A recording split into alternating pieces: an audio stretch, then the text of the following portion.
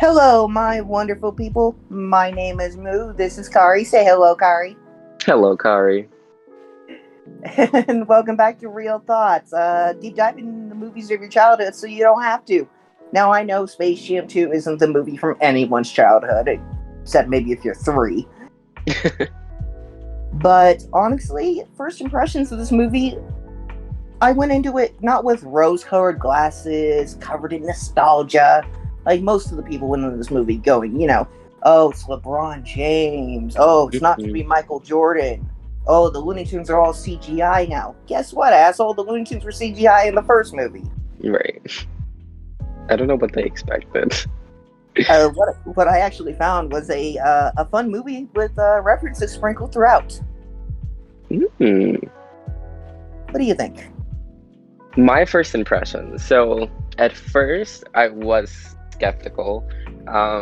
Only because when I first was seeing like the trailers and all the hype for it, I was seeing not only a lot of negative energy from the people who watched the original Space Jam film, but I was looking at how they were being casted and everyone was upset because some of the casting was off. So I kind of went, at first, I went into it watching it the first time, very skeptical. However, rewatching it literally like 10-15 minutes ago, I learned, I was completely changed. I went in with a different mindset, looking at this as a new film and not a sequel in any way, because it's simply not that.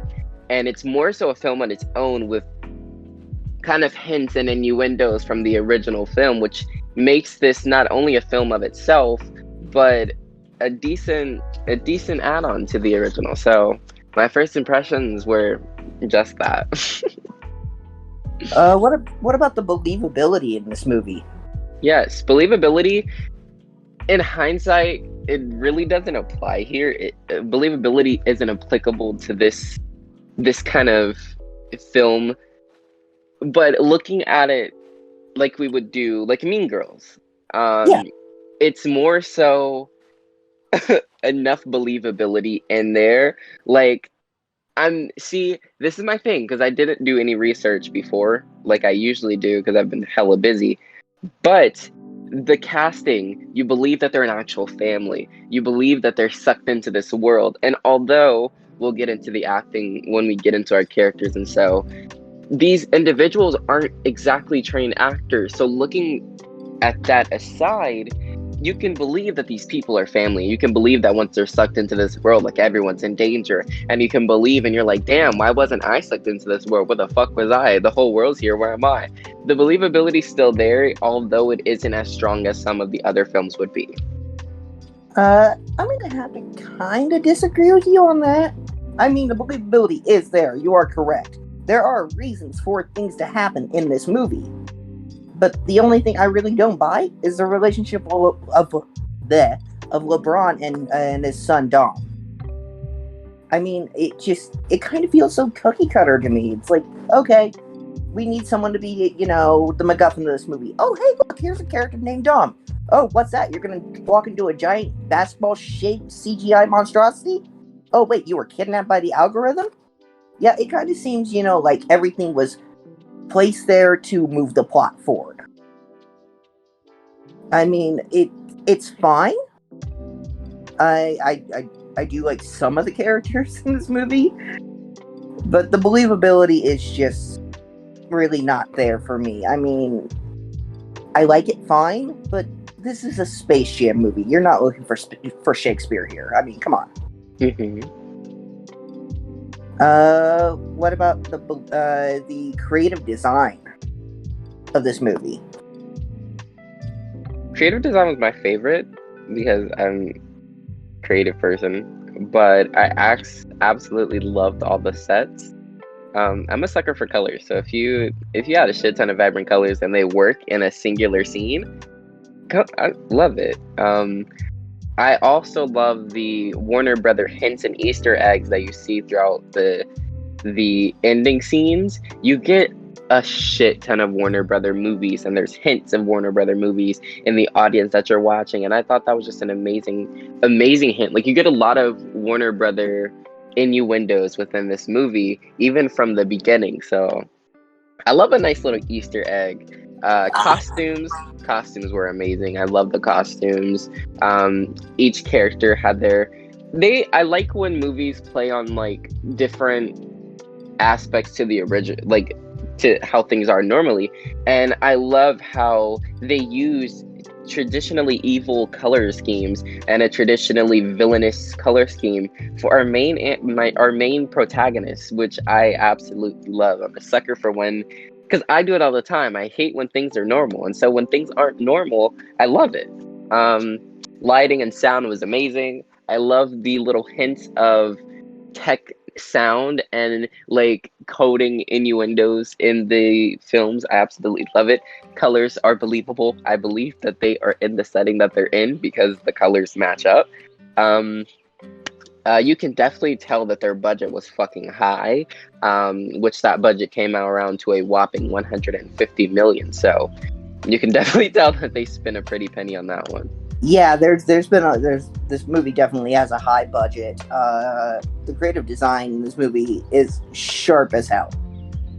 It's a feast for the eyes. I love picking out every little single Easter egg that I could possibly find. It was just incredible. It was exciting. The different worlds they traveled to also is just as funny and clever. I know, Oh right? yeah. Cleverness in the Space Jam movie. And the little hints of like our anime phase in childhood, not really anime phase, but we got the original Superman art style in there from from their original art styles. I love that part. I like that one.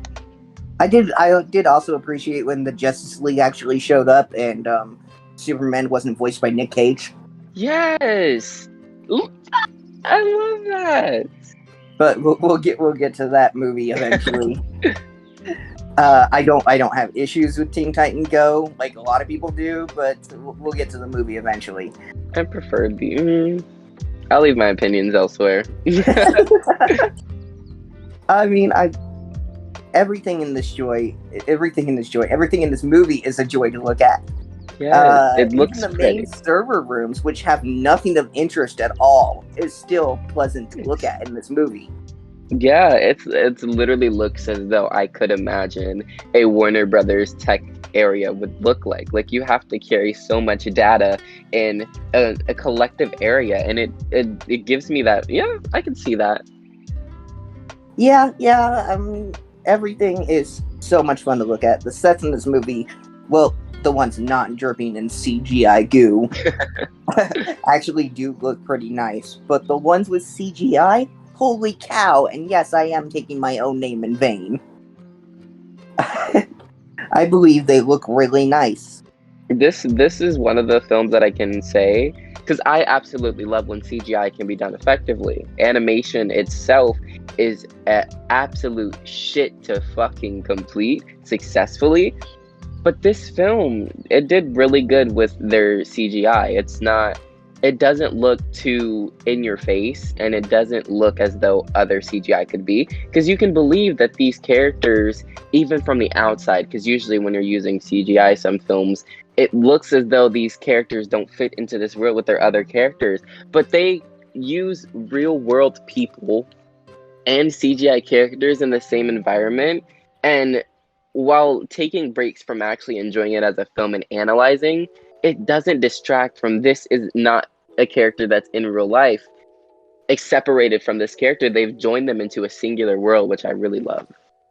I do like the singular world aspect of this movie. I really do. I like the fact that everybody was sucked into the phone as they tuned in, and they were trapped there forever if the tunes didn't win. I thought that was very nice. It was a nice, refreshing kind of change of villainous tone. Yeah.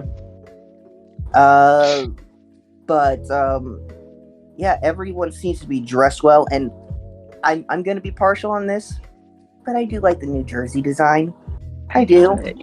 I think it's much more colorful than the original Toon Squad design. Yes, I have a soft spot in my heart for the Toon Squad design, the original one, and I would love to have that jersey, if not just to work out in. I literally said the same thing. Like, it's just so cute. Let's see. Next, character Uh, development.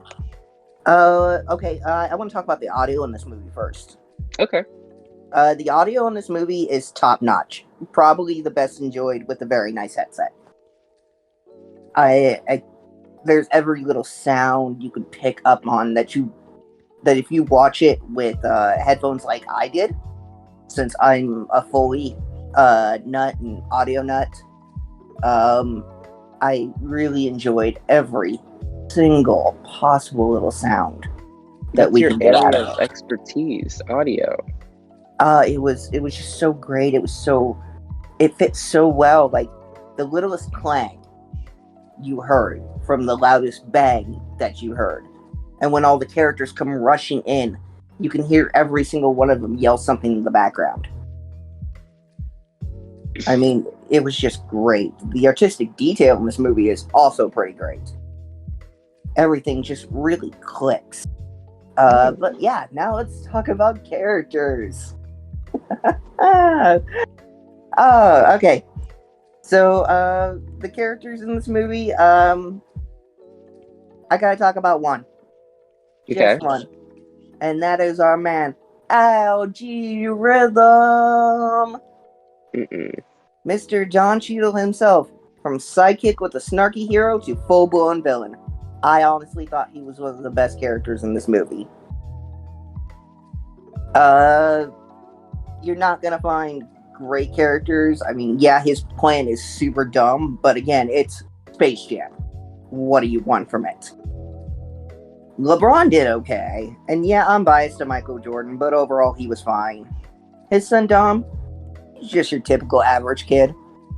You know, he's given a plot device and he's sent his way out into the movie world.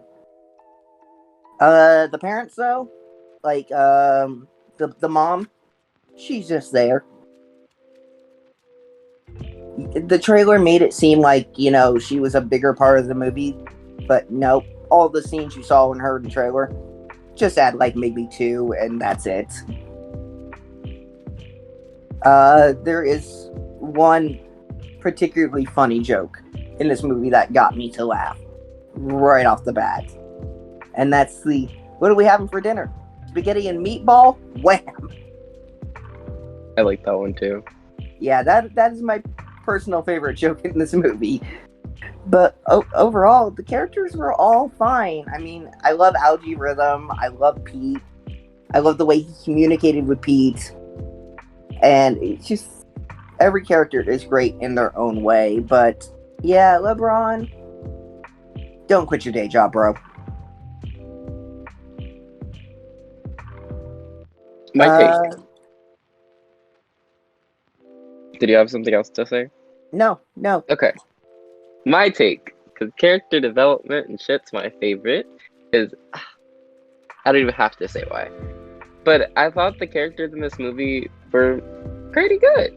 We got backstory from most of our main characters, and other characters are supporting characters essentially.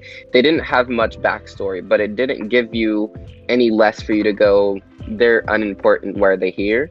All of our characters feel like they have a meaning. Of course, we have our little sister character. I didn't get much from her, but I feel like she's important in general. I don't know why. I just really like her as a character. Even I don't think she said a few lines. She had a few lines, and I was like, yeah, I really like her.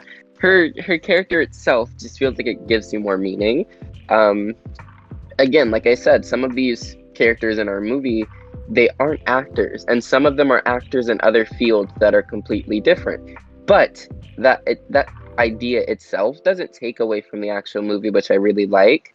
My mom is super biased. My mom is super biased because LeBron James is in the movie, and she didn't want to watch it with me because LeBron James is in the movie. But unironically, I really liked him as a character. There are some character delivery and line delivery that just feels so awkward because they aren't actors. Like, I understand line delivery is fucking difficult if you're not an actor, if you don't know how to portray. We're gonna use that word. Works, yeah. If you don't know how to portray these emotions within the lines that you're saying, you're going to over exaggerate them and they're going to feel ingenuine. But those line deliveries there and those mess ups don't take away from the movie itself. And I found myself enjoying it a lot more the second time once I got rid of that bias. And all the people that are upset with Zendaya being a voice actor, I understand where you're coming from. I get it, but you have to look at this not as a adaptation to the very first movies, and you have to look at it as Lola as a new character instead of Lola as the originals. It was a little weird though because a lot of the voices sound so similar to their original characters, but Lola's just like a completely different feel. Um, and I kind of tried justifying it in some way, shape, or form. I kind of really just settled on her being a her being in Wonder Woman's guild. Um, what are they called? Not Babylon. Amazonians. Amazonian. That's the thing. I was saying Babylonian. That's not it. An No, Amazon. this isn't Deep Space Nine, Listen, I don't know why that. We're not even talking about it. Anyways, and we'll never I talk about Deep Space Nine. I settled on it being because she is an Amazon, and the Amazons have to go through shit in order to become who they are. And I'm like, I guess that's a reason. Um, but yeah, those little hiccups don't distract from the film as a whole, and it didn't mess that up for me the second time. Because the first time I was hella biased. Second time, I went in it with a new idea and a new ideology and a new outlook on things.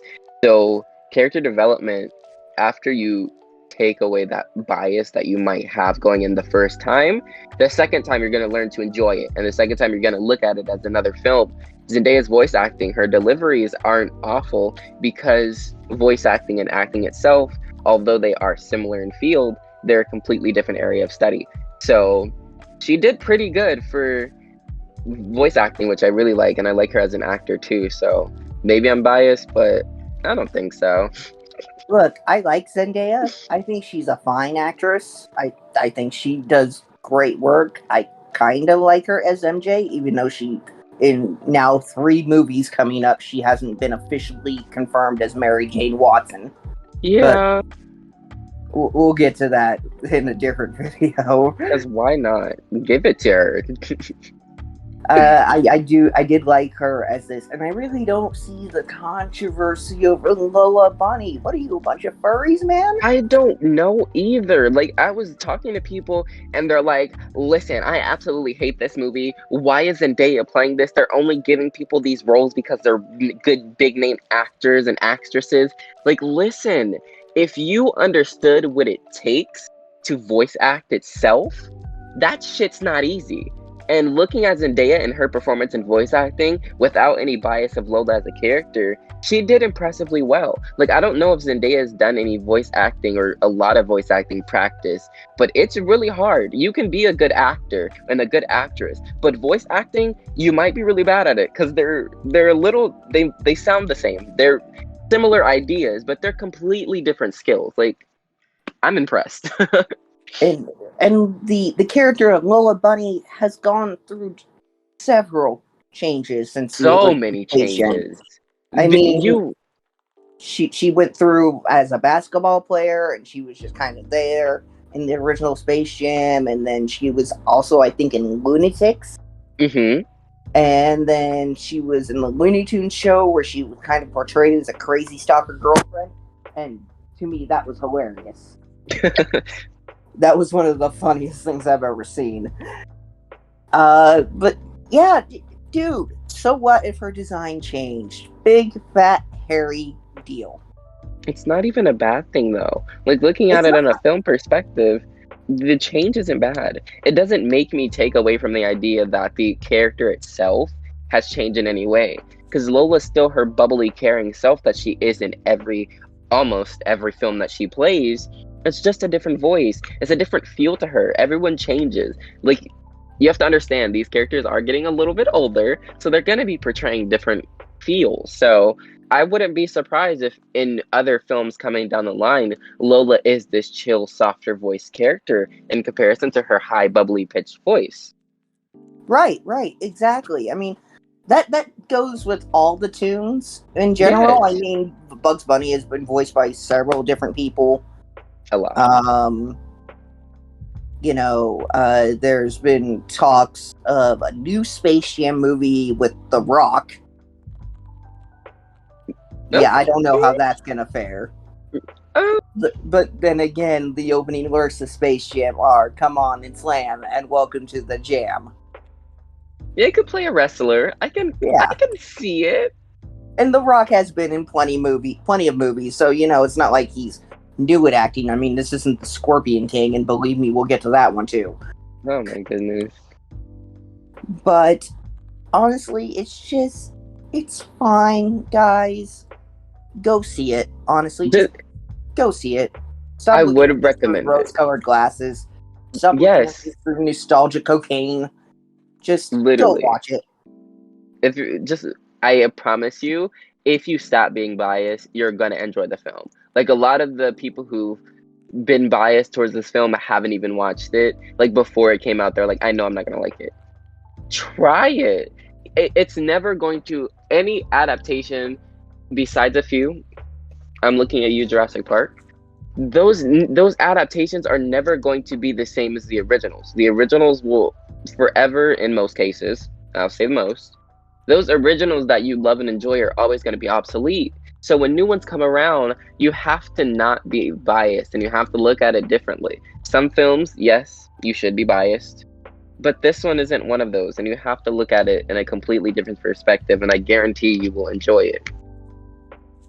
Look, I 100% agree with you on that. I mean, you going into this and saying, "Oh, this movie ruined my childhood. Transformers ruined my childhood. Bratz the movie ruined my childhood." And trust me, I do not want to watch that. Mm-mm. I will I, make you suffer through it. you're making me suffer through Twilight. That's enough. Yeah, that is. I'll give you that. That's the only one I'll make you do because that one's pretty painful. Look, honestly, moving on to final rant here, repeating myself. If you're going into this planning to hate it, like they're not the original, you ruined your child, grow the fuck up. Literally, I That's all I agree. gotta say. Just grow the fuck up, bro. It's This not movie worth hits it. all the right notes for me, and I'll gladly come back for a movie. And you know what? I'll always have the original too. I'll always Exactly. have Bugs Bunny. I'll always have Michael Jordan. I'll always have I Believe I Can Fly. Mm, I'll I always can't. have that. So you know what? I'm gonna honestly give this movie 7.5 popcorn kernels out of 10. I 100% agree with you. Um, I'm gonna do like my best favorite part has to be the Easter eggs. Though it gave me some some serotonin seeing those Warner Brother Easter eggs. Cause listen, amazing.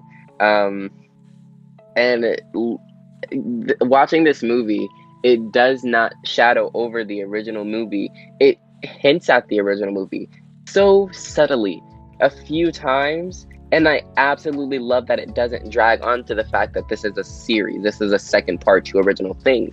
They kind of hint at it. They don't even mention it. They're like, this feels familiar, you know? They don't drag onto the fact that this is an adaptation, which I absolutely love. So surprisingly, my final rating for this, unironically, we didn't even discuss notes before this. Like we usually discuss notes and we compare. Didn't do that this time. So it's funny, but my rating is 7.5 popcorn kernels, which makes our collective rating for real thoughts a 7.5 even. Yeah, first time for everything, huh? First time, I honestly thought that we would have completely different ideas on this film, and I was like, I don't know how this rating is gonna come out, but that was really good. I mean, we didn't even watch this movie together like we normally watch our movies together. Yes, we But with usually watch the movies back and forth on each other on our thoughts while watching it, but we didn't. I don't know. It feels different. So if you like that kind of stuff, let us know in the comments below, guys. Tell me, what did you think of Space Jam 2? Did you love it? Did you hate it? Let us know. Come on. And thank you guys so much for listening. We love you guys so much. If you like our content, please feel free to give us a like, leave a comment, and don't forget to grab that subscribe button. And as always, we'll see you guys in the next video. And make sure you guys interact some more. Interact with us. Go in our comments. Our Discord's in the description. Hit us up, you know? All right. Ciao for now. Adios, amigos.